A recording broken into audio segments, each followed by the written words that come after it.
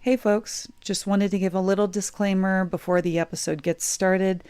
After a funny story Gianni tells in the beginning of this episode, we do talk about a recent loss of a family pet. In case this is triggering for anybody, or if you're not in a good place right now to hear something like that, I would skip through that story. I did want to say that while we do keep the energy light, and I didn't want to go into too much detail about what happened and the grief that our family is currently going through and trying to manage in a healthy way. I didn't want it to seem like our light energy makes fun or makes light of the situation or brushes it off as like it's nothing. It's not nothing. It is incredibly important in our family. And I also just wanted to give a heads up in case anybody is not in a good mind space and can't hear something like that right now. So if you'd like to skip through that part of the podcast, please feel free to skip ahead to where we talk about the book. We're much funnier then. But I just wanted to let you guys know if it sounds like I have lower energy, or maybe in future episodes I might have lower energy. It's because I'm going through a really heavy, heartbreaking grief right now. And while some people may not feel like pets are equivalent to humans in terms of loss, I completely disagree with that. So I just wanted to put the word out there. Me and my family are grieving, and I just wanted to make mention of it since we had talked about our pets in the podcast previously, and I thought you guys might want to know. As sad as it is, I'm doing okay. I'm going through therapy, and I'm managing. I'm adjusting to a new reality. So if that's, apologies for the long preamble, but if that's something you're not ready to hear, please skip ahead and just give your furry little ones an extra hug and kiss from me and Gianni. Enjoy this episode. Please go laugh. Thank you.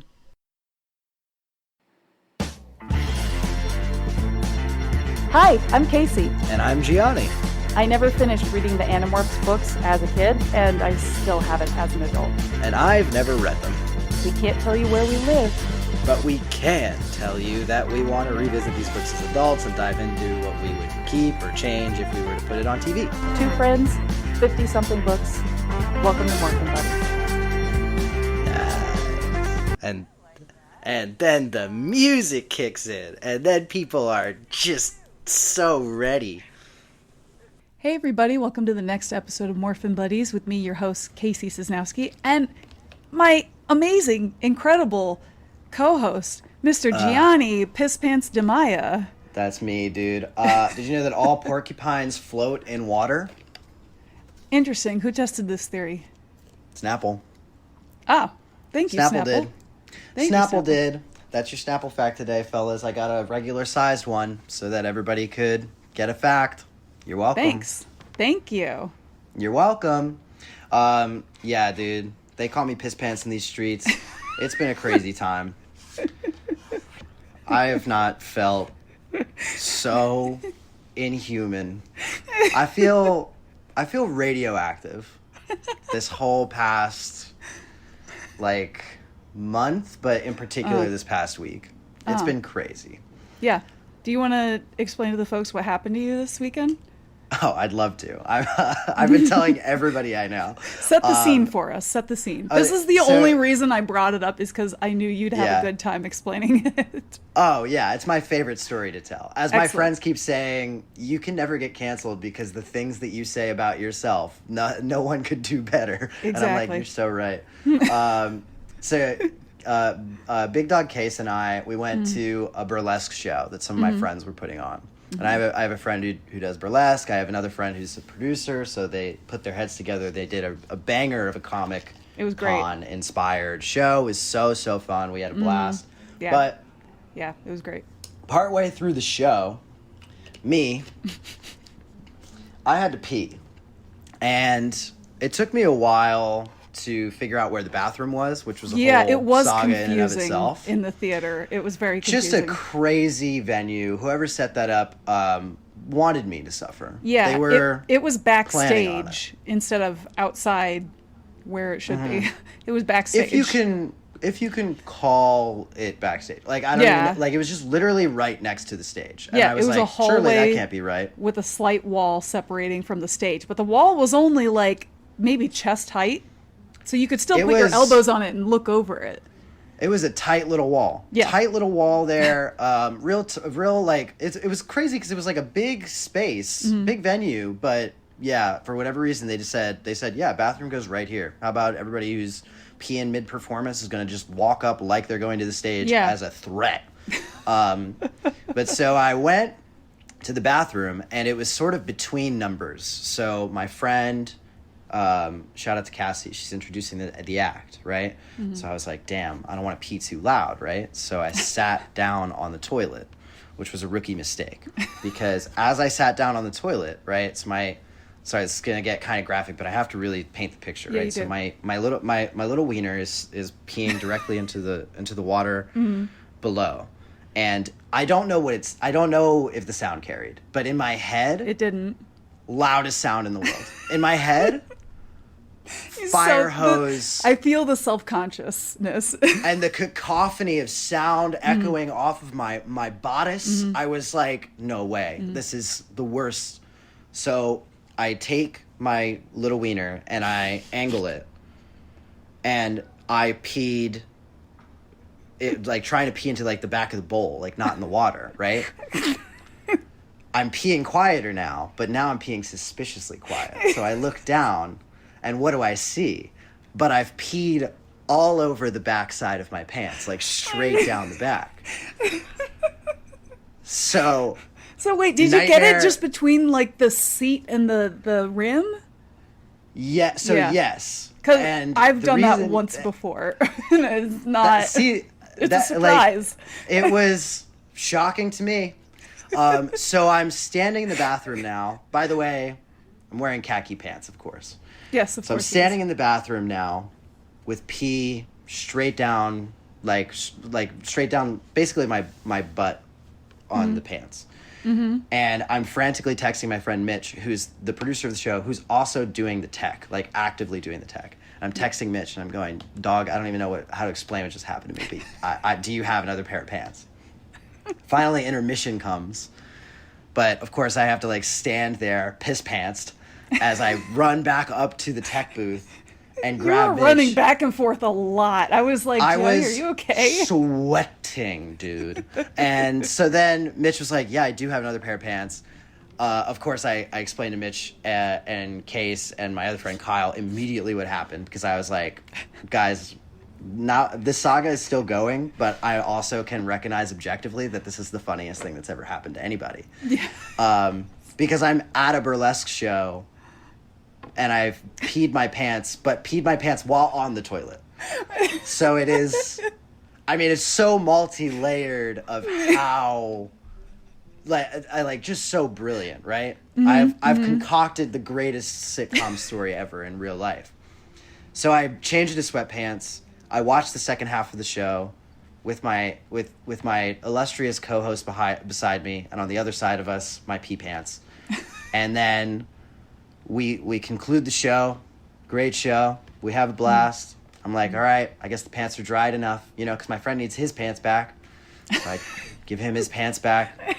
I put my khaki piss pants back on.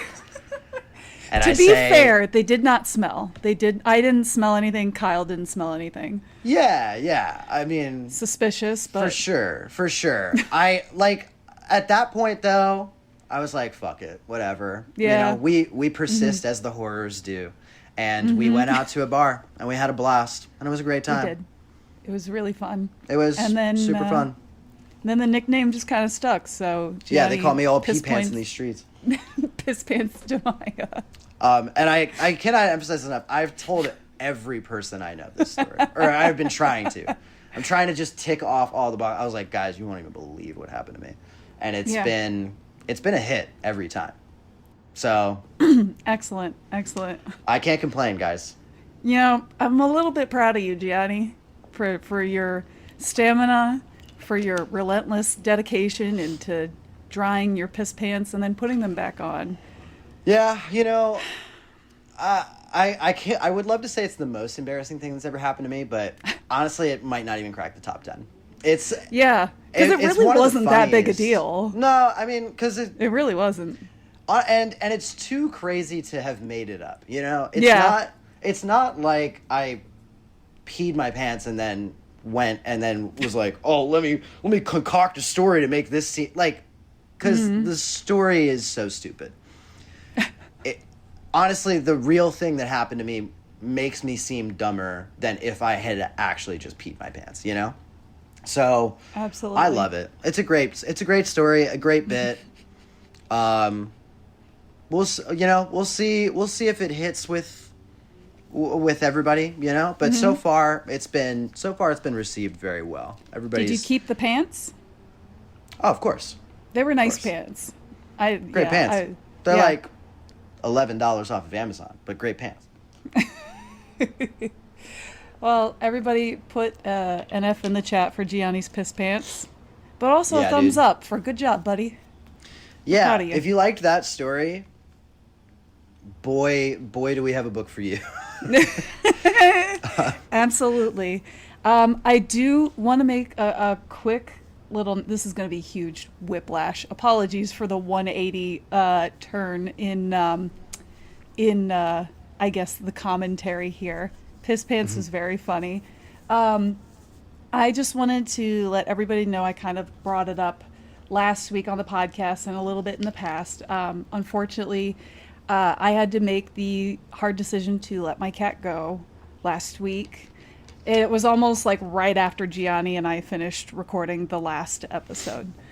It was incredibly sad. He had 2 large tumors and a swollen lymph node, and the vet said it was pretty much an aggressive cancer. If we gave him meds, he had maybe 2 to 3 months max. And chemotherapy was incredibly expensive, and that would maybe only get him 6 months. So I had him for 14 years, and he passed away last Tuesday, the 7th of October. So I just wanted to let folks know you won't be hearing his little jingle bell in the background anymore. He's deeply loved and deeply missed in our house, and I made a little memorial for him, and I'm doing much better now than what I was last week. I was a disaster, which is why Gianni's like, hey, to cheer up, you want to come to this comic burlesque show? And I was like, please get me the fuck out of the house. Yes. And please. comic it was. It made me laugh, and it was the first time I really laughed that entire last week. So it was really nice to be with friends and be in a good environment. So I just wanted to let you guys know he was peaceful, he was purring, he was very happy when he left us. So keep Milo in your memory, and I'll let you know if I get another cat, but that's probably not going to be anytime in the near future. So sorry for the sudden emotional turn from piss pants to dead cat. This is what we do, you know. We This come is to what this we do. podcast and we come exactly where we're at, you know. Exactly. Piss pants or dead cat. Either way. You know, whatever you get what you get, and you don't get upset. You know. Yeah. if there's anything you can take away from listening to this podcast, we certainly don't lie. Yeah. No, we don't. We don't lie. We tell you exactly what's going on in our lives. Exactly. We did not get any other emails as of Brutal. recently, so we can move on to this proposal where I suppose we will. the cover of the book, Marco is morphing into a little poodle, a little white poodle with little bows that may or may not be a growth. We're not sure. Yep. Poodle that's standing on 2 legs like a psycho. How did you feel about the proposal, Gianni? There was a proposal in this one. Yeah, at the very end of the book. It was a lot. It was a bit crazy choice. It It was was so late in the book, in fact, that so I sudden. thought that I was beginning to think there will not be a proposal in this, and they just lied to us in the description. So that's super funny. But there was. Well, they a kind proposal of at the very end. teased it in the very beginning, but it was like barely there. Barely there. Barely. A breath of a A proposal. possible proposal. This was the closest we've got to the reaction Yeah. maybe since the reaction. It So felt like diet I loved reaction it. a little bit. Yeah, I really so enjoyed it. I did I enjoy loved it. it. It Not to wasn't say that quite as it's outlandish, but no, but it was it tries it tried. sometimes. There are times where I thought, oh, we're going there, and Yeah. they pull it back a little bit, but yeah, diet reaction is actually exactly the perfect way to describe it. Which is also to say that I enjoyed it about as much as a diet the reaction I could. Yeah, it pretty much has the exact same plot and the exact same beats in it Yeah, as the reaction, which is yeah, fun. But they take yeah, it in a way where it doesn't feel completely copy and paste. They do a little bit, but it doesn't feel like obnoxious about it. It was yeah. still No, fun. I think that it's tonally very, very fun, but like it never gets so goofy that it can't also have serious moments. I think it's the best like characterization of Marco that we've had in quite some time. Yeah. Because it actually felt like we were introducing some new complications to his life and the way he thinks and the way he's processing the trauma that they're all enduring and going through. It was really, really excellent. Whoever the ghostwriter was on this just did a really good job of being able to find the nuances within that tone to sort of weave it back and forth between the zany and outlandish, and then still have those grounded character moments that still felt like it was inching the story forward. I would say that the book's biggest drawbacks, kind of similar to some other complaints that we've had in the past with some of the books in the series, which is really just that it exists within the context of this series. This is now, what, the 35th or 36th book or whatever it is? 35, yeah. And we're just now being introduced to the fact that you can just get so stressed that you start morphing into two animals at once. Yeah, that's a good point. I didn't think about that, but no, that's a great point. And we've seen these guys so stressed. We've seen Jake stressed to the point where he was like kind of losing his mind. Yeah. We've seen Marco so stressed that he was gonna kill his own mom. We've seen Tobias tortured. We've seen Tobias tortured. We've and seen we Cassie haven't seen almost this trapped as a until termite now. or an ant. Yeah. Yeah. But I do think as an allegory for impotence, very fascinating. Oh my God. Gianni. That's amazing. That's incredible.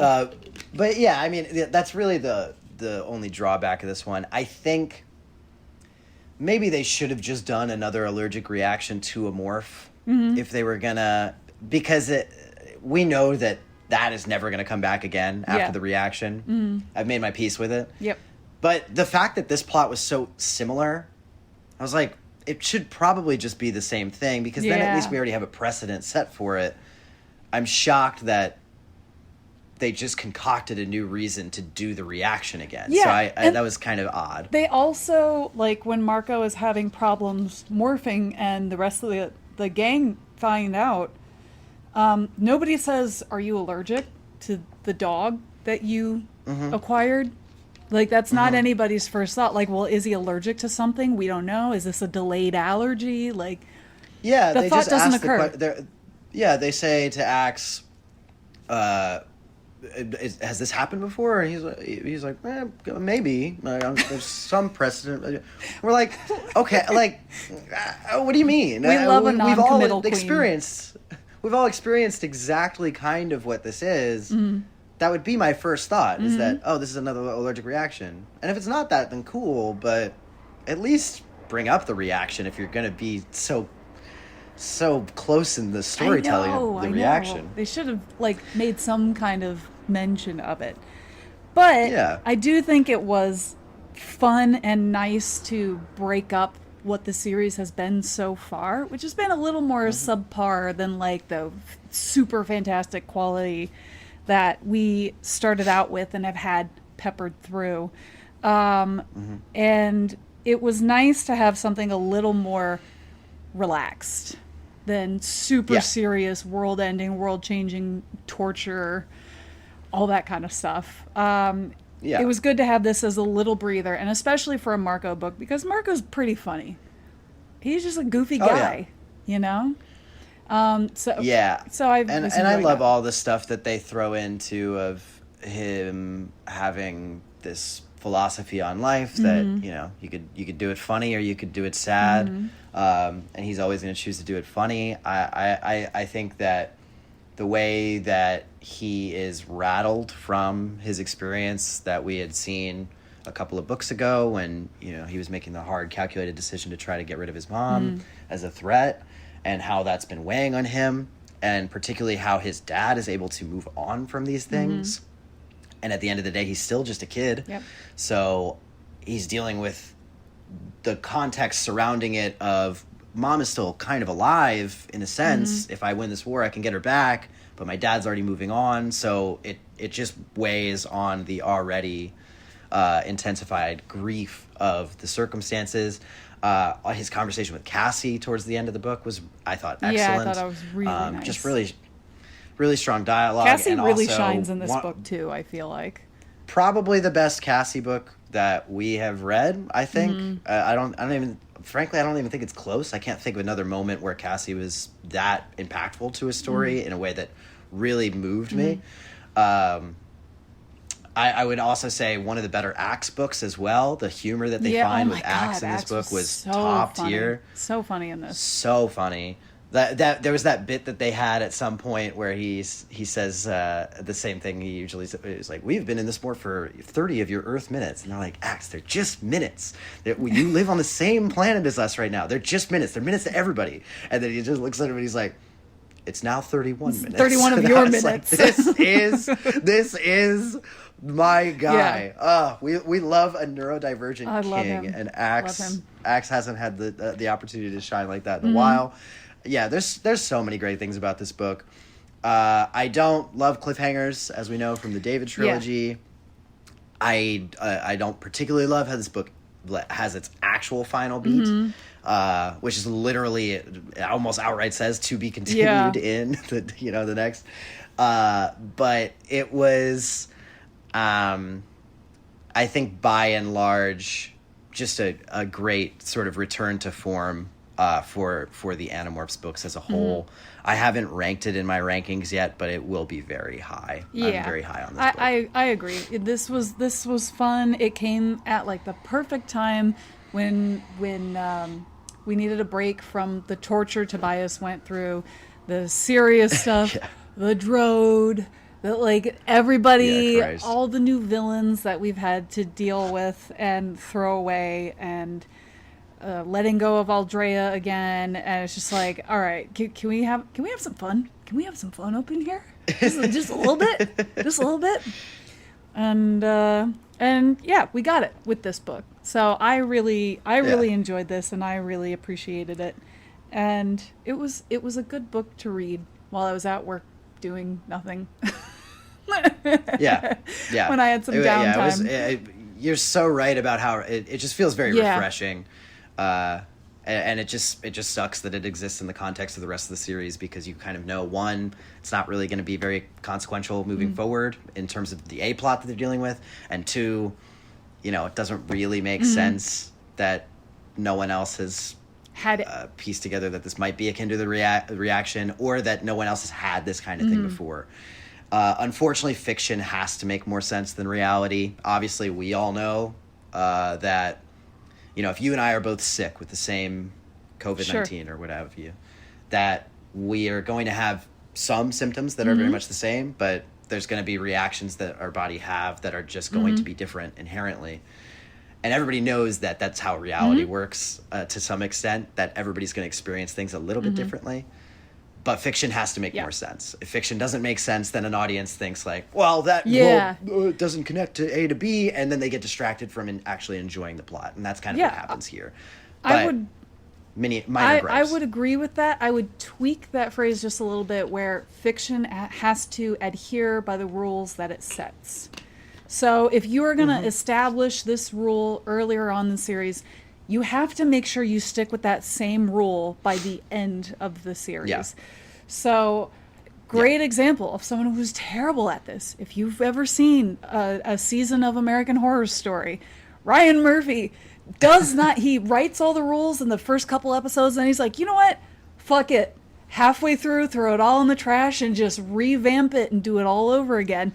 For like the Coven season, he established these kinds of rules and he's like, oh, someone's gonna raise up to be the most powerful witch.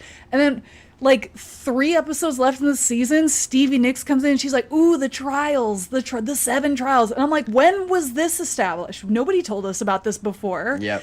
And it's just because Ryan Murphy wanted Stevie Nicks singing in the show, so he just made up new rules because he can't write. So sorry, Ryan Murphy is just, in my book, not a good writer, not a great director, and he just wants clout more than anything else, which shows why he's coming out with this show with Kim Kardashian in it. That's my opinion. You can take it or leave it. I don't care either way, but I am not a fan of Ryan Murphy. Everything I've watched, I've been disappointed. So, though that's my take. I hear you. That's my take. I hear you. I have strong opinions about Ryan Murphy. Fantastic. But I have to keep them to myself because he's almost cast me before. So really?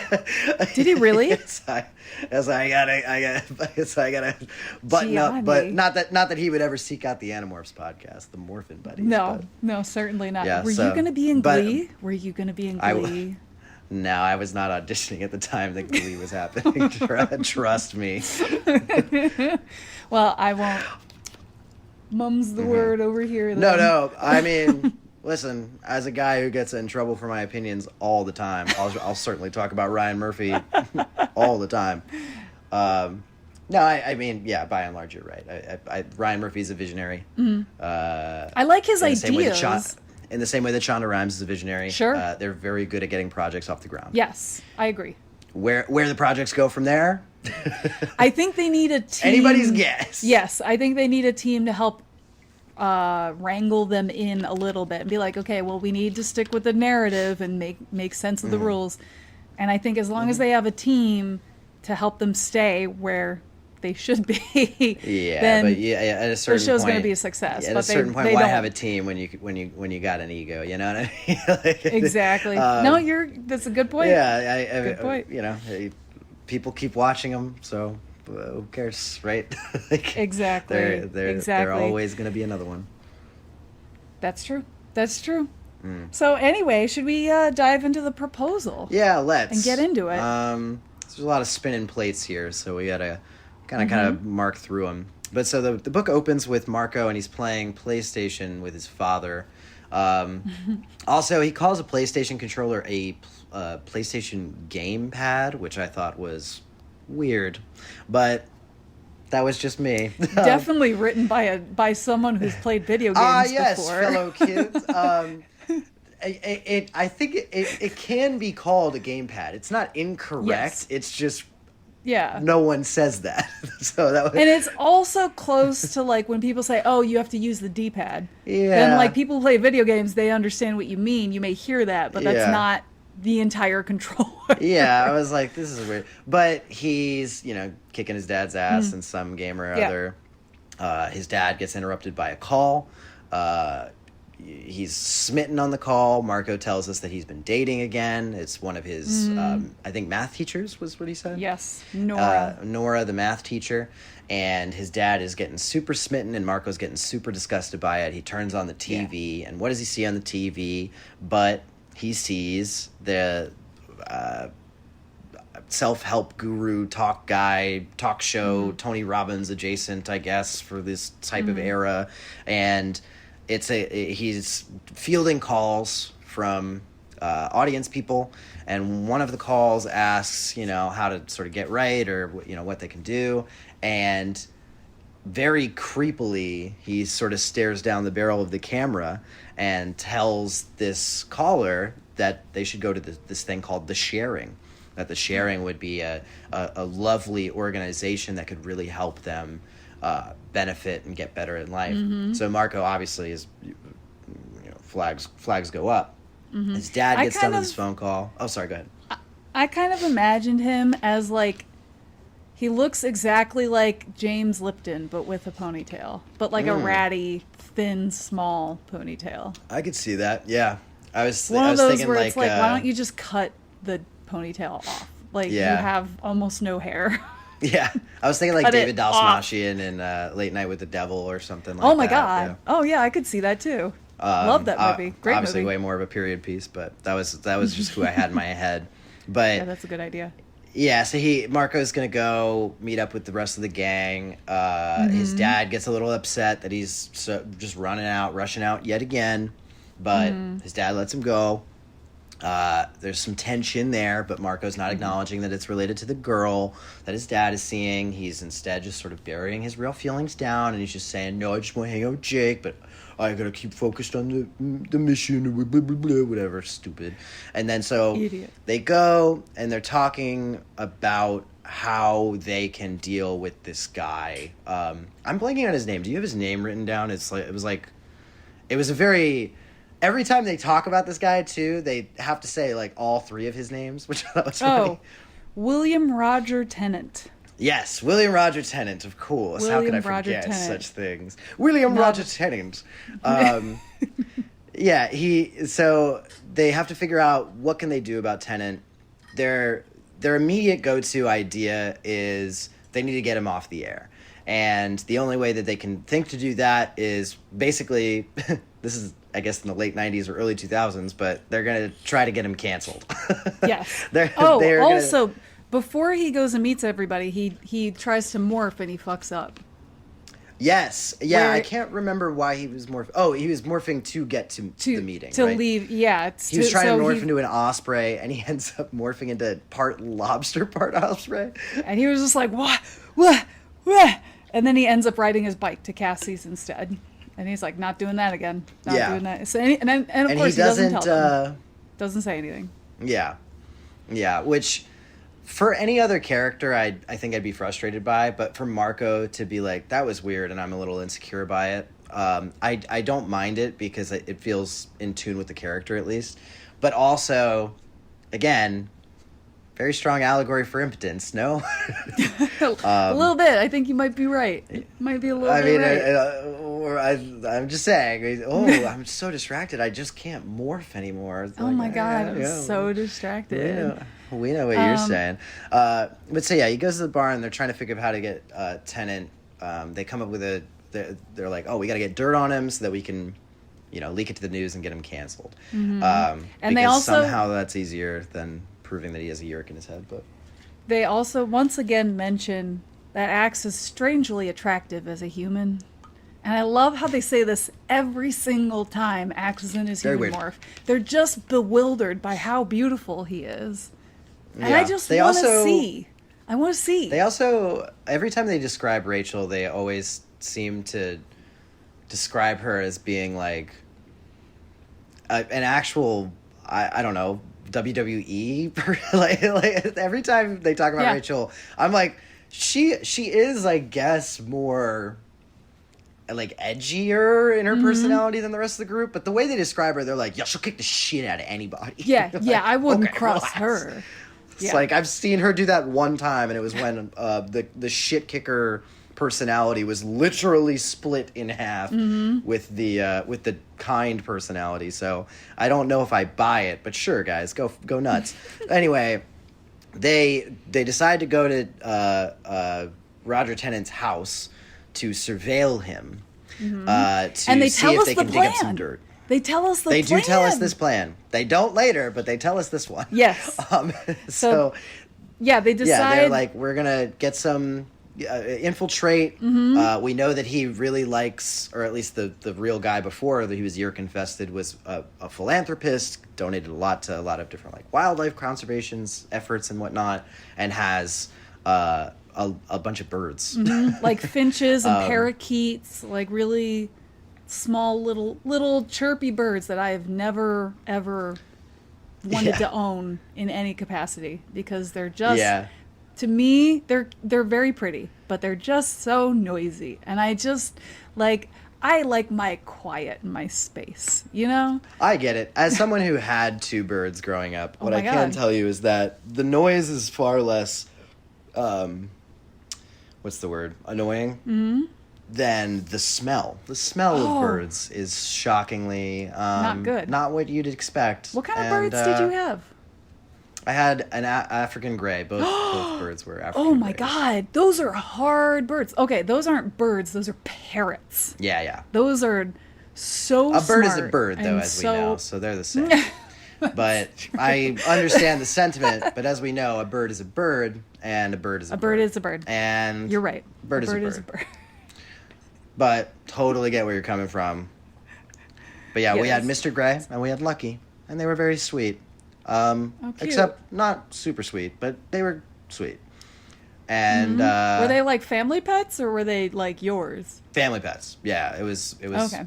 Our family. My dad actually was like much closer with the birds, which is Are they funny. still alive? No. So Mr. Gray flew away. Oh my God. We didn't get his Oh my God. We didn't get his wings clipped in time, and then he just took off, and it was traumatic because we were just bicycling all over the neighborhood trying to find him. Never found him. And then that's awful. Lucky, perhaps more traumatically, fell into the pool and drowned. So that oh was. My God, Gianni! But at least that one we had closure. So. Holy shit! But yeah, after that happened, we were like, all right, I think we're cool on the birds. Wait, how did he fall into the pool? Did he like slip or something? No, he was. So when you clip a bird's wings, they can still. They can kind of fly, but not fully. Yeah, it's like being a kind of a flightless bird, I guess. Like, they can still flap around, and so he just kind of took off, but only a little bit, and then immediately careened right into the pool, and. Oh my God. So. And nobody could get to him in time? No, we found him. We didn't even know that was just our best guess for what had happened. We didn't. Wait, he died alone? Yeah, we didn't. Yeah, he drowned alone. Oh my God, Gianni, that's awful. It was not great. That's so terrible. Yeah, but hey, there you go. Oh my God. I had 2 birds growing up. Well, I'm so sorry for your loss. Oh, it's okay. I'm over it now. My mom, I don't really talk to her anymore, but she has a blue and yellow macaw.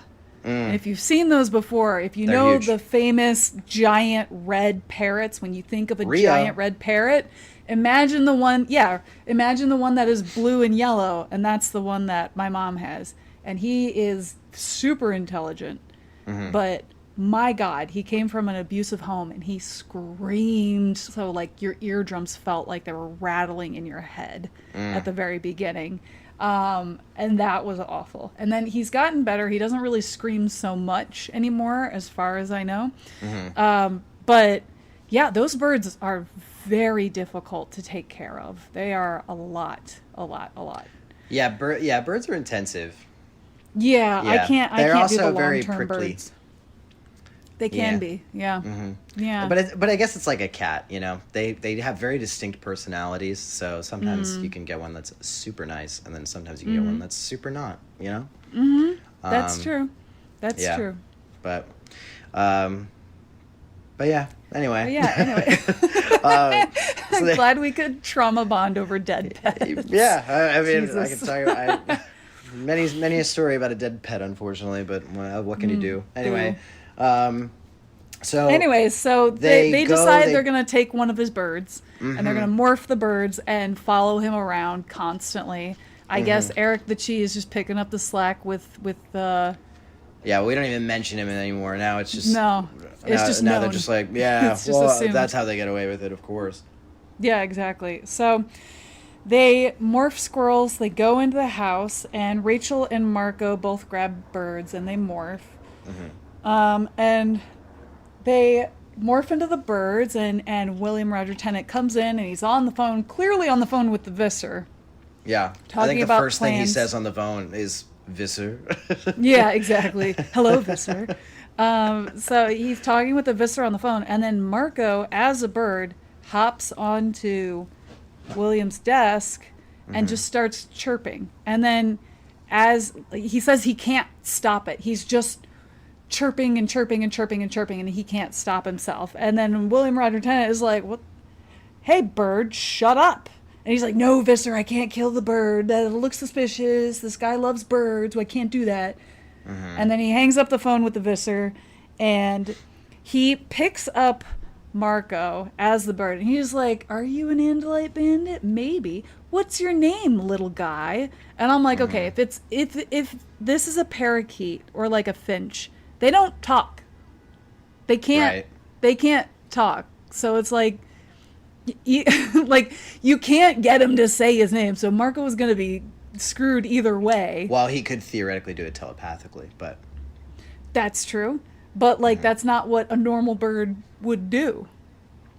Well, how do you know? You know? Because I know how parakeets work. They just... You talk to a lot of them? Because let me tell you, maybe they do telepathically. I've tried it. You know? They just... They just... But yeah, I mean, he's obviously considering killing Marco. Yeah. The rest of the Animorphs all decide to rush in battle morphs. They're all fighting in the hallway, a bunch of different Hork-Bajirs. They distract the guy. Marco gets injured. They're telling Marco that he's got to change out of his morph. He's having trouble changing out of his morph, and he does another one of those half in, half out morphs. Half gorilla, half trout, which... Cool. Yeah, that's hilarious. Kind of fun, so it just starts flopping around. Tobias clocks it and is like, what the fuck are you doing? Marco's like, nothing, I'm fine. I don't know, man. I'm okay. Ends up finally demorphing and then jumping out the window and narrowly escaping. Crazy he didn't break anything in his body from jumping out the window, but... Yeah. Hey, kids are resilient, you know what I mean? Throw your kids around. You'd be shocked what they're able to get away with. Toss them around. Yeah, so then they narrowly escape. At this point, it becomes clear to the rest of the Animorphs that Marco is dealing with something pretty severe. They all consult him about this, and Marco comes clean that he's been having trouble morphing. And Jake is really rude to him. Which is a problem that many men have. Yeah, Jake rude. I'm shocked. But I'm like, dude, this is your best friend, and Jake's like, you gotta get your shit together, man. You gotta stop doing some bullshit. Oh, I know what he's got to do. He's got to get his head out of his rear end. Yeah. How about you grow up? How about you grow up and curse like a normal fucking kid, you loser? Yeah. Even Cassie was like, Jake, back the fuck up for a second, okay? He's going through some shit, and Jake's like, oh yeah, what are you going through, idiot? Shove him in the ocean, dude. He sucks. Yeah, it was and then Marco's he was suddenly nice when Marco's like, yeah, my dad might be marrying someone else, and it's fucking me up a little bit. And Jake's like, oh, well, yeah, that is pretty hard. Marco. It's like, you could have just been nice to him to begin with. But anyway, this is a part, I wrote this line down because Axe made me laugh. And Axe was like... Yeah, he had some bangers. Axe was like, well, perhaps your father is a young and restless. Going back to him watching soap operas on TV with Tobias. I loved that line so much because it's just such a sincere and sweet thing to say. God. Perhaps your father is a young and restless. And then Marco gets frustrated that he... is being forced to tell all of his friends his personal business, and he's like, with his impotence. And he has this line that I liked this. He was like, well, what right do I have to go nuts? Everyone else has got their own problems. What right do I have to go nuts? And then Cassie just looks at him and she's like, as much as anyone. Simple answer. Like, talk to us. Like, you need to talk to us. And I just thought that was such a really nice little moment between the two of them that I was just like, yes, Cassie, yes, you're the best, and I love you. And Gianni agrees. Yeah, she was great in this book. She cooked in this. I've never seen it before, but she was great. So then Marco walks home alone, dejectedly, very sad. And then he sees an unfamiliar car in the driveway, and he's like, uh-oh. He goes in the house. Yeah, what is this, her first time coming over? You've never seen her car before? Yeah. But yeah, they're making out on the couch, and she brought her dog. Yeah, that was weird. And the dog attacks Marco coming in. And Nora's like, Marco keeps saying, I hate this fucking dog. Oh, well, I hate Nora because I was a dog walker for 10 years, and I know these types of owners that do not train their dogs and make excuses for them. Say, oh, he's just... No! Discipline your dog. Train your dog. Period. Yeah. If your dog is a hyperactive dog or is energetic, you need to train your dog to not attack people, period. That's your responsibility as a pet owner. Get the fuck out of here if you're not going to take care of your dog the right way. Right. Right. That's my opinion. Or make some concessions somewhere else, you know? Yeah. Exactly. But then Marco's dad takes his hands out of Nora's shirt and is like, hey, Marco, I didn't know you'd be home. Mm-hmm. And Marco's like, what's going on? And Marco even mentions there's lipstick on his dad's face, like smeared on his face and neck. And Marco's like, this is, I don't like this. Dude, could be way worse, dude. Could have been in the act. Could have been in the act instead of just macking on the couch. But again, a lot of sexual themes going on here. So the impotence thing, still checking out. Still checking out. That's true. It's like, damn, my dad's getting laid and I can't get none. Interesting. It's true. It is very interesting. Nice little parallels. Yeah. So then to calm the dog down, he ends up acquiring its morph just so that it can shut up for a minute. And then he kind of storms off. The house. Yeah, then he kind of storms off and he closes the door really loud and his dad is feeling uncomfortable and it's a little awkward. But they then go on to their next mission. They have their big idea, their big plan now, and Marco's plan this time is not revealed to the audience in real time, so we have to once again another plan that we're not informed about in the Animorph series. I'm shocked. So but I guess the idea of the plan is that Marco is going to pose as some sort of busboy. They're going to find a way to get a salad to William Roger Tennant. Yeah, William Roger Tennant. Because it's a big event for him. The salad is going to contain the other Animorphs in morph that they can then go onto his body and bite him so that he crashes out and makes a big display and then gets canceled. Crazy. Yeah. Now, here's the thing. I know that the bar for cancellations was probably way lower in people's minds back in the late 90s. But how do I say this respectfully? So, like, if Donald Trump, just as a name, not like just some random name, I don't know, put just out there. pick a guy out of a hat. Any if guy. Donald Trump said like okay, say there was someone who got murdered, whose name rhymed with like Schmarly Schmirk or something, right? So like if Schmarly Schmirk got murdered and then people online were making jokes about it, and then an entire swath of the country was like, that's so fucked up, we're going to cancel you for that and call your employers and get you fired. And then some guy named Donald Trump was like, oh, let me make a joke actually about it. And no one said fucking anything. Yeah. That's probably like the world that we actually live in. So a crash out from some dude who's on TV and self-help doesn't fucking matter. No one Not cares. Anymore, unfortunately. No one cares. Not no anymore. one cares. And like, I know that times were different in what we could theoretically tolerate, but we weren't really exposed to a lot of major crash outs or people doing or saying stupid things in a way that was going to get them quote unquote canceled. Or saying racist, horrible, misogynistic things that Yeah. people were like, no, I'm okay with that. I'm okay with you saying the civil rights movement was a mistake. I'm fine with that. Yeah. Like, what? What? Why? Yeah. Why? Why would you be okay with that? What does Or that like say about you? theoretically, if you were like grabbing women by the pussy and then you were like talking about it a bunch with your friends and then it got leaked or something. Gianni, he has good fiscal policies. Yeah. That's He's why so people smart. voted for him. Yeah. That's why people Right. voted for him. I forgot. Yeah. Like, inflation's so down, and like, Yeah, and everything's great. And price of everything is sick, actually. Yeah. And tariffs aren't ruining our world economy whatsoever. And people aren't getting arrested at broad daylight in the middle of the streets from their home just because they're black or brown skinned. No reason. What are you crazy?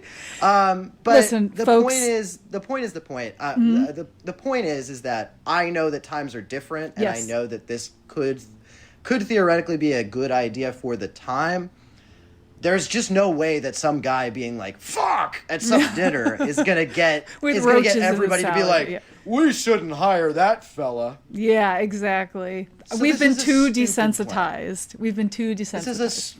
But what I'm saying is that even in the context of the world that they're living in, this is a stupid plan. This plan is not going to work. I don't even know why they'd all be like, yeah, this is obviously going to get him fired. Like, and also, not for nothing, I don't know what's challenging about Yerkes just going into all newscasters all over the place. Yeah. Like, you can just go anywhere. You could go into any head at that point. If you got this guy. I mean, I don't know. But whatever. They're going to go through this plan.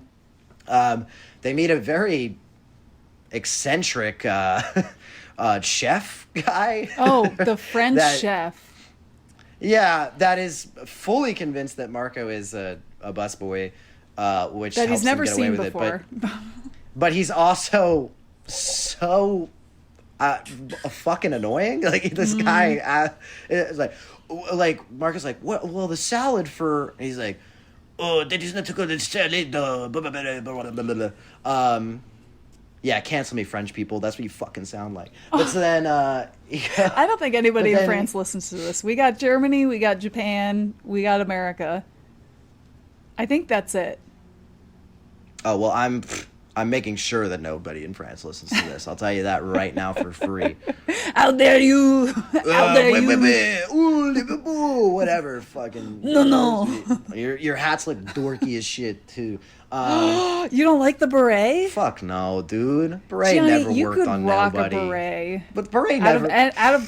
Listen, out of all of my friends that I would make wear a beret, I think you would rock it the best. Yeah, whatever. If we're being honest. I don't give a fuck. I could see it with little tilted, little sideways on you. I don't give a fuck, dude. Beret's stupid. Beret's stupid. So is your, I don't know, tower. Get out of here. Their food is great. Their food is impeccable. I can't say a bad thing about it. Or the wine.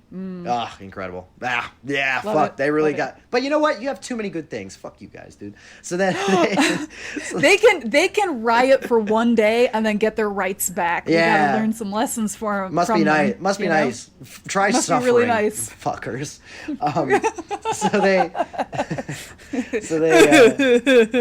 This guy is like the worst, and he kind of punishes Marco with like slave labor for some reason. A little bit. And like makes him take the trash out and stuff, and then Marco loses track of the roaches, and then the salad goes out, but it might have gone out to the wrong person, and then it did, yeah. They end up making it work, but it's a whole chaotic, frantic mess for a moment.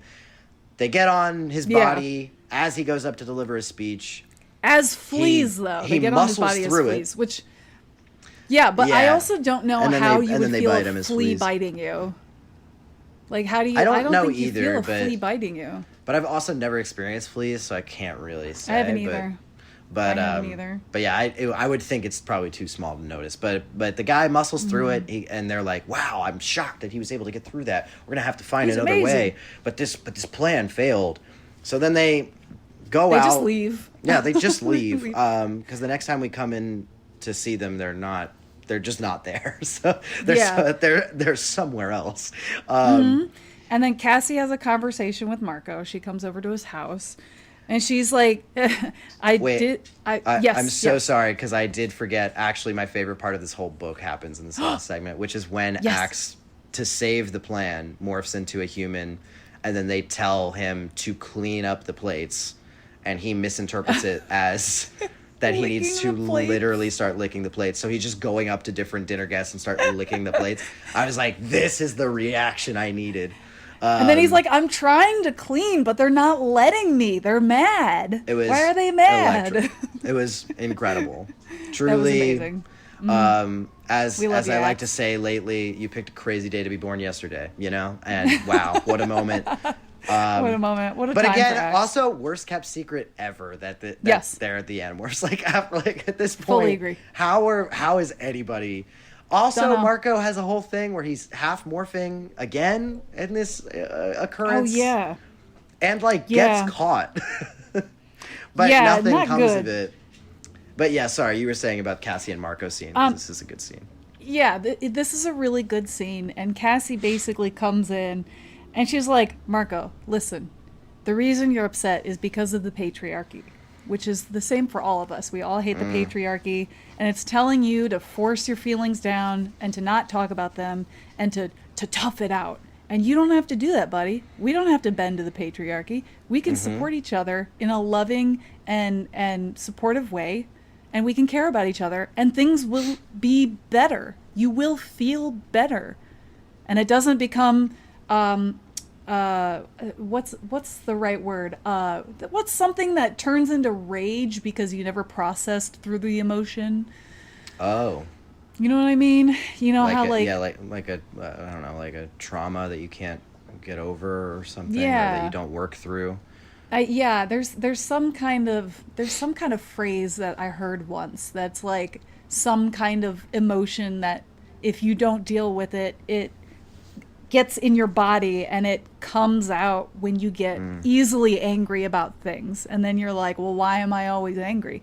It's probably because you haven't worked through your traumas. And that's okay, because everybody has traumas. Everybody has shit that they go through.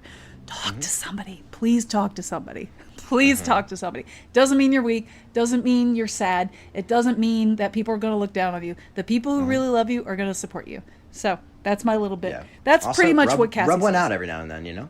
Yeah, exactly. Exactly. Yeah. You know, that'll help. Get the excess energy out. Get Why not? Get it all out. Get it Why out of your not? body. Be clean. Why not? Be clean. Yeah. And then take a hot Let shower one or a off. hot bath. Yeah. Let one rip in the Yeah. bath. So Cassie's like, hey, Marco, maybe you should let one rip in the bath and talk about Yeah, your she's feelings. like, you should jork it and also talk about yourself. Jerk it. What Yeah. a horrible phrase. You Yeah. should jerk it. You should crank that thing, and also you should talk about your stuff. You should And talk he's about your like- stuff. He's like, at he's the like, same "Maybe time, you're right." and she's like, well, no, maybe not at the same time, but you could if you For wanted. some, for some people. For some people, maybe it works. for some people. Maybe that's Did right. you ever watch Short Bus, by the way? No. You haven't I haven't watched watched it it. yet. Let me know. What? I have zero time. That's true. You are going to a You wedding saw tomorrow. me on my one free event, which was the burlesque show. Yes, And yes. I peed my pants at it, so I case you can't. forgot. Yeah, no conceivable way to watch anything. But yeah, I intend to watch it Excellent. at some point. You but- got to tell me how it goes. Yeah. Anyway, so Marco decides he's gonna go to the beach as. By the way, the poodle that he acquired, that is Nora's dog, is named Euclid, which I was like, what the, why? What is Ew. wrong with her? Ew, Nora, I don't Yuck. like you even more. Why would you name Yuck. your dog that? Euclid? Yuck, dude. Euclid. Euclid. No. Fired. No. Throw her out. Yeah. Marco's Canceled. dad, throw her away. She's not good for you, Dad. Anyway, so Marco goes to the beach as the poodle, and he decides, you know what? Instead of taking out my rage on people that I love and I care about, I'm going to take it out on William Roger Tennant, and I'm going to make his life a living hell, which I support, actually, because he's not a good person. And Yeah. he, as Euclid, just keeps biting at William Roger Tennant's legs while he's jogging, Yeah. while he's Just out starts in public, hawking this guy for just like a week. stalking him day after day after day, and doesn't care. And William Roger Tennant can't do anything because he's in public and he's seen as like this wonderful, like a Mr. Rogers type of person. If he's seen killing or kicking the dog, he's going to get canceled because it's 1997. So Right.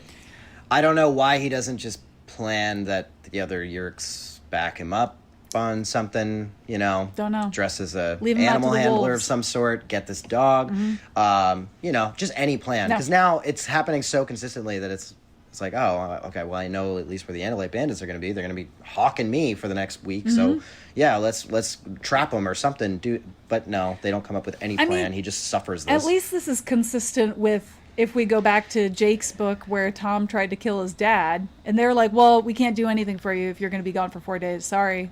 Bye. Right, yeah. Oh, right. It's consistent with the Yerks being bad at this. Yes, You're right. yes, yes.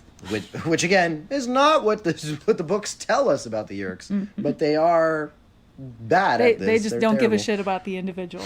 So They don't know what the fuck they're doing. so then Marco's dad tells Marco, "Hey, I think I want to marry Nora, but not without your permission." And Marco's like, "I hate you, Dad." Yeah. And he leaves. He's like, sure. he's very if you want me upset. to kill myself. Yeah, if you want me to kill myself, Dad. Yeah, but before we process our trauma, we got bigger fish to fry. We're going to the first Oh my God. big primetime airing of whatever he's got going on. yeah. And we're going to turn Let's into go. the Poodle again, and we're going to freak him out. But as we try to turn into the Poodle, guess what? We're also turning into a polar bear. So we're going to be a poo bear. Which was such a cute little... I'm so glad the author put that in. I was a Pooh Bear? Yeah. I was like, perfect. And then the Animorphs have to talk him down to say, yeah, man, this is not what you're not like this. You're way funnier. And you don't have to be so angry all the time. And it's okay. We can help you get an erection again. And then Marco starts to calm down, and he finally turns into the Poodle. Yeah. And I will say that Jake is like, dude, cope. Pull your shit together. And Cassie's like, hey, Jake, shut up. And Jake's like, no, he needs his ass kicked a little bit right now because we're kind of it's kind of a big deal with what's happening right now. Yeah. And then Marco's yeah. like, you're right, Jake. I did need my ass kicked a little bit. Which I was like, he didn't quite go about it the right way, but I understand where he was coming from. Didn't love again, he's a 14-year-old child. He doesn't know how to talk to people. But... Yeah, or you could just not have Marco be the integral part of this mission, since he's bad at morphing right now. But yeah, somebody else could grab Euclid and acquire. Yeah, just him. any other idea, but no. Okay. But you're right. Then they all turn into a bunch of dogs. They all go crazy. Right as I think I can't remember who. I think it's Jake and somebody else. They end up putting them on the air right at that time. Yes. So that they can all see as our Mr. Tennant goes nuts, and he's like, I'm gonna kill you. And he's like and actively make it leak out choking of your ears and blah blah blah. he's choking Marco as a dog and holding him up in the air, and he's like, I've got you now, you Andalite bandit, I'm gonna murder you. And Axe at that point turns the camera on, and the live feed starts, and it just opens with Mr. Tennant squeezing the life out of Marco as a dog, and everyone's like, oh my God, how could he and then it just kind of ends almost. Well, yeah. Then we cut to, and it's 2 weeks later, and somehow we were able to do an entire wedding in 2 weeks. I knew I was gonna say this too. I was like, how? Wait, you weren't sure you were going to propose, and then you did propose, and now you're doing the wedding with all the preparations. Like everybody's dressed up, they have everything They're set up. in 2 tuxes. weeks. They're In 2 whole weeks, thing. wedding dresses alone for women, if you're looking for a wedding dress, they take 6 months. They take 6 months to make. Yeah, You can't what get are we 1 to 2 weeks. saying? What are we talking about? Maybe it was a very crazy? cheap, like Goodwill wedding in a backyard. I guess, but even still, 2 weeks. Even still, That's in a 2 weeks, lot. I don't think I could do that in 2 weeks. No, the proposal and planning the wedding. Absolutely, Yeah. the fuck not. How are you going to get people to come? Like, Yeah, like, no, how are you gonna- yes. Like, yes. what do you mean? But anyway, so Marco's like, Yeah, yeah, that was very wow, I quick. guess I really clean up nice. And Rachel's kind of flirting with him. It's just kind of weird. And then he gets Yeah. a phone call, and he picks it up, and it's his mom. And his And then mom it says, says, to be continued. yeah, the phone rings and it catches the answering machine, and he hears his mom's voice on the answering machine saying, Marco, if you're there, pick up. And he's like, Dun, cut to dun, black. dun. Cut to black. Cut to black, Gianni. Yeah, I mean, this was cool. I don't love the whole like last chapter. I don't like the time jump. I don't either. I think it's No. unrealistic. I don't Way like the too quick. cliffhanger. No. Um, No. I don't. Yeah, so I don't know. We'll see where it goes with the cliffhanger. Obviously, I'm intrigued, but I just don't like cliffhangers in general. I've talked about that before in the show, so I don't need to belabor the point. But yeah, ultimately, super fun, very fun book, very funny, a light read. A great change of pace for the past couple of books that we've gotten. One of the best character development episodes for Marco, especially in some time. Cassie really shines. Axe really shines. Jake really sucks. So it kind of ticks all the boxes for me. But yeah, this was a great time. This is a upper echelon for me. Which sure. I think is very funny because I think that based on what I was seeing, people don't really care for this book very much. They were saying it's kind of inconsequential and kind of whatever. And I can understand I think those that. people are wrong. I can understand that point of view, and I can understand if you're like, okay, I want to get to more plot juiciness and drama and all that. I understand that. Sure, But, like, but tell me what sometimes- plot happens when Tobias gets tortured for fucking forever. Tell me what plot you're really gearing to get back, riled up about, dude. When we're introducing, by the way, the Elemis has his own version of Satan. That's true. Yeah, we haven't heard anything from Krayak recently. Not a fucking peep, dude. Or his little minion buddy, who's a little drone. freaky little twerp. Yeah, I mean, all of the major plot point things are now they're kind of just great on my nerves every time they come back up. So I'm like, yeah, I'll take this any day. This is way nicer. Especially if we're gonna deal with ghostwriters for the next like 15 books. I'll take more like this than saddling a ghostwriter with any of that stuff. So I think that if you are one of those people who was listening to this episode and you previously had written this book off because it was kind of inconsequential and a bit goofy, try it I again. think give it another shot. Yeah, Go back to I think it. give it another shot, except that it's going to be a zanier read to break up the very dour pace that we were set on, and maybe see if you enjoyed it a bit more. I think you might be surprised. There you go. I cannot recommend that enough. As far as making it a TV episode, I would probably just follow the same beats as the reaction, and I would probably put it in the middle of the season, just to break it up a little bit. We'd have to find out some other way for like the whole event scene in the middle where they're trying to screw up his salad and make him look crazy. We gotta find something else to like. I love push him in a direction. I love a lot of the bits that this episode gets to. I don't know if you need the episode as a whole. I don't know if you need Roger Tennant or anything like that. I like it. I like it as an idea. I like the sharing getting to this place where it's becoming this thing that they can start advertising by and large. Normalizing it. Yeah, but I don't know if it makes sense or if it's just going to confuse audience people more that the Yeerks are being so flashy but not using it to their advantage in any way. So I think maybe we just include the bits in another episode that can kind of focus on this a little bit more. We could open with the salad scene. Yeah, that could be a possibility. At the event, and they're like, well, that was a bust. Yeah, I mean, obviously I have to see where it goes with Marco's mom and stuff, but I almost wouldn't be opposed to literally starting a new season out at the wedding and then doubling back and seeing how we got there over the course of the season. I don't mind that. If we peppered these moments out throughout as a means to be like, yeah, we've been behind the 8 ball, they've gotten better at advertising the sharing. We're trying to basically track down the people that are putting the word out there about the sharing to try to stop that. And them just going on this kind of like vigilante crusade to get these guys canceled and then keep stumbling into these different problems while Marco is also dealing with his dad, building up to a proposal, that kind of stuff.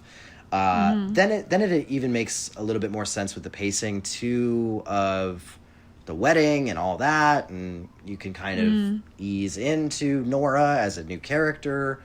But I think that's maybe a better way to handle adapting it as opposed to just doing the story as an episodic off rip. Because I think that there's just too many plot elements. Yeah, I think you're right. Muddled. But I don't know. We'll have to see where it goes. I agree. Yeah, I totally agree. I do think there are some bits where it's like, oh, that transition wasn't super smooth. Oh, that was a little bit muddled. I wasn't sure about that. Hmm. I would definitely keep in the bits with Cassie having a conversation with Marco, and her also Yeah. kind of standing up to Jake, being like, "Hey, stop being a fucking asshole. Your best friend is hurting right now. Have a little compassion, please." Finally, someone does. You know, Yeah, takes for real. it takes a village to get this guy out of here. Um, they're finally listening to me. Maybe Should we go to the next book? is it Visser? I'm assuming it's Visser Yes. because that was what they told us in I'm the end of very this book. excited because Okay. I've never read this one before. Oh wow. Okay. So I have no idea what it's going to be like. Yeah. So I'm guessing this is just Visser 3 on the cover here, standing Yeah, amongst what's he the doing? stars, Yeah. Look looking at that very tail. imposing. The tail's longer than his body. Yeah. That's That is freakishly long. Look how Yeah. he's more oiled up and caked up than we've seen previous Animorphs. Yeah. Andalites. Yeah, he looks like a disgruntled old war veteran. So I guess that He checks does. out. I mean, Yeah. that is his character. So what do you think Visser is going to be about? Um, I mean, now with where they left us off, I have a very different idea for what this is than what I previously thought. So I have no idea. What I previously thought before I read this, the proposal was I thought Visser was going to be finally explaining how Visser 1 became Visser 1 because Visser 3 clearly with the Andalite body seems the most capable but somehow never manages to get a fucking promotion. So I thought it was going to be a doubling back for them getting Visser 1 and getting her in the saddle, but now with where they leave us, now I guess it's just going to be filling in the blanks of what happened to Visser 1 after she fell off a mountain, getting us there to the point where she calls Marco for whatever reason. So I don't know. That's my best guess, but I have no idea. All right, I'll read it to you. Mm-hmm. Her human name is Eva. And there was a time she had a loving husband and a son, Marco, when she had a wonderful career. But that was before she was infested by Edris 562, Okay. before the invasion of Earth. Now, Edris 562 lives in Eva's head and controls her every movement. And through Eva, Edris has become the highest ranking general in the Yeerk Empire, surpassing even her arch rival, Visser 3. She is Visser 1. But it has become known that Visser 1's tactics for attaining her current position were less than acceptable, even to the Yeerks. Now, she is on trial for treason. Oh. If she's found innocent, she'll continue to rule, but if she's found guilty, she'll lose her life and possibly the life of her host, Eva, which means that Marco will never ever see his mother again. ... Oh. Okay. Sure. So it's not Visser 3. So I don't know why Visser 3 is on the cover. Yeah, why is he on the cover? I mean, I guess, I guess they're just arch because rivals. he's the most recognizable, of the Vissers. He's like Ye- the only one we would know by look. Yeah, because he's an Andalite. He's the only Yeah, because I Andalite. wouldn't really. Also, it wouldn't really sell a whole lot of books. I'm assuming if it was If it called was just Visser and Eva. and you just saw a woman With her arms just crossed. some woman. Yeah, yeah. It's not the same allure, I guess. Yeah, exactly. For the cover art. That sounds interesting. Yeah, I mean, I'm very curious what is going to happen. I have a sneaky suspicion that Are you nervous this it's going is to be a not- shit show? Yeah, I have a I am sneaky too. suspicion that a book focusing on just the Yeerks is going to only, at very best, only add more questions than answers. And at the very worst, only going to make the Yeerks seem even dumber. But maybe we're wrong. Maybe We they're could be really going wrong. to fill in a lot of blanks, and it's really going to make a lot of things make a lot more sense. So Exactly. let's say cautiously optimistic. Yeah. Because it does sound like an intriguing premise if they can land that plane. Yes. Can they? I don't know. We'll find out. I hope so. Like I said, I haven't Yeah. read this book, so I really have no idea what it's like, or I have no reference point or anything like that. But I am excited to read this one, and I hope it's excellent. I hope. Yeah. What if? Now, hear me out. What if Visser 1 and Visser 3 were secret lovers, and they had a falling out, and that's why they hate each other. Love. Would you like Hey, to see I'm in. Eva Mackin on Visser 3 a little bit? Yeah, get some slug on slug action. I could be down for that. I would be down for some slug on slug. Let's get slimy. Yeah. Let's get slimy. Yeah. Yeah. Morphin buddies, let's get slimy. Come on, friends. Let's all get slimy together. Let's do it. Yeah. Yeah. I like it. Let's do it. If you'd like to tell us how you get slimy, you can do that by emailing us at our email address, morphinbuddies@gmail.com. That's MORPHINBUDDIES at GMAIL.com. It's AI. It's AI. It's not my voice. It's not It's a AI. deepfake, actually. It's absolutely not a deep fake. Nope. They made it up. No. And look what they're It doing. was- They're appropriating my voice. Do you know how long it took me to edit just that little sound clip? and Getting me putting to it in? say things Like probably a minute. against 1 minute. my will. It's a It robot. wasn't against his will. And, I He don't like willingly participated in the Steinhauser experiment. So if you and don't like he AI, said yes. you folks. should write He said in. yes. I don't like AI. I don't think If AI you don't is like real. AI and you hate what Casey's doing And I with this think AI, Gianni you should write in on needs Gmail. to put his piss-covered britches back on and man up a little bit. You know what? The AI also pissed in my pants, by the way. You know what? I've heard that. AI does The that. AI. It was the AI just that did pisses it. on your pants. Actually, anything that's ever gone wrong in my life, actually, it was AI. It was Just so you AI. know. Even before, like, when you were a young child, it was Right. AI in the air. It was Right. all around us. Yep. Yep. We So never had if a you ever chance. had if you were one of my exes and it went poorly, it was AI. That wasn't me. Blame the Will Smith eating spaghetti video. Yep. That it first wasn't me. video, that's where it all started. Guess what? You were interacting with an artificially intelligent replica of Yep. me. Yep, So yep, yep. that wasn't me. Yep. So So Yep. send Gianni. so if you don't like thoughts and what prayers. Casey's doing No, with no. her AI, No. Don't listen to him. you can write in. No. morphinbuddies@gmail.com. I don't use AI. Gianni is this is what is it, libel? What is it, defamation? I'll sue you. Yeah, it is. It is defamation what I'll you're doing to sue me you. with I AI. swear to God. You're defaming me with your artificial You're defaming intelligence. me. Why would I do that? You, because you are upset that you Just were protecting bamboozled. my You had been had. by AI. Consider yourself By AI. had. No. By AI. You're right. AI had its way with me. You heard it. You willingly That's participated. what I just heard. You participated, and you said Nope. yes, and you said, "Oh, Nope. let me try." Nope. Nope. Anyway, write in. You guys know the truth.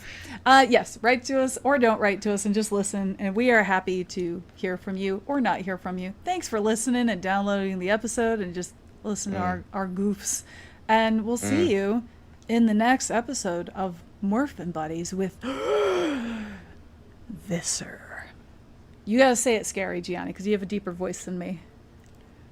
Visser. Ooh! Anybody else get tingles? This is a little tingly. Tingles. Tingles. Okay, bye, Okay, friends. bye.